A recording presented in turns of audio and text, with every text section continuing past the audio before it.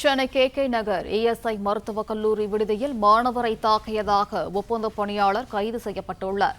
கூடுதல் விவரங்களை செய்த கதிரவன் வழங்க கேட்கலாம். கதிரவன், வணக்கம். விவரம். சென்னை கே நகர் இஎஸ்ஐ மருத்துவக் கல்லூரி மாணவர் ஆல்பர்ட் என்பவரை தாக்கிய வழக்கில் மருத்துவக் கல்லூரியில் ஒப்பந்த அடிப்படையில் பணிபுரிந்து வந்த பாலாஜி ரீகன் என்பவர் தற்போது கைது செய்யப்பட்டிருக்கிறார்.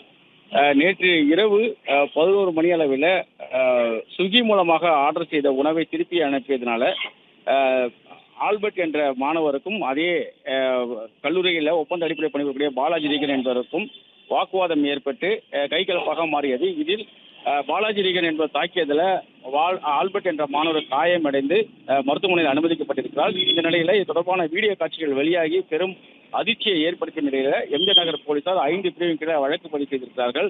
தாக்குதல், காயம் ஏற்படுத்துதல், ஆபாசமாக பேசுதல் உள்ளிட்ட 5 பிரிவின் கீழ் எம்ஜிஆர் நகர் போலீசார் வழக்கு பதிவு செய்து மருத்துவக் கல்லூரி மாணவரை தாக்கிய பாலா என்கிற பாலாஜி ரீகனை எம்ஜிஆர் நகர் போலீசார் கைது செய்திருக்கிறார்கள். கைது செய்த நபரிடம் எம்ஜிஆர் நகர் போலீசார் தொடர்ந்து விசாரணைகளை மேற்கொண்டு வருகிறார்கள்.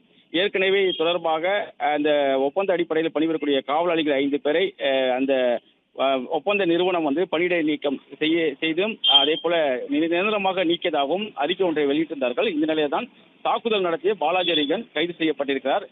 கேரளாவை சேர்ந்த ஆல்பர்ட் என்ற மாணவரை நேற்று தாக்கிய அந்த வீடியோ காட்சிகள் சமூக வலைதளங்களில் வெளியானது. இது தொடர்பாக போலீசார் நடத்திய விசாரணை அடிப்படையில் தற்போது இவர் கைது செய்யப்பட்டிருப்பதாகவும் தெரிவிக்கப்பட்டிருக்கிறது. விவரங்களுக்கு நன்றி கதிரவன். பிளே ஸ்டோர் மற்றும் ஆப் ஸ்டோரில் இருந்து பாலிமர் செயலியை QR கோடு மூலம் பதிவிறக்கம் செய்யுங்கள். செய்திகளை உடனுக்குடன் பெறுங்கள்.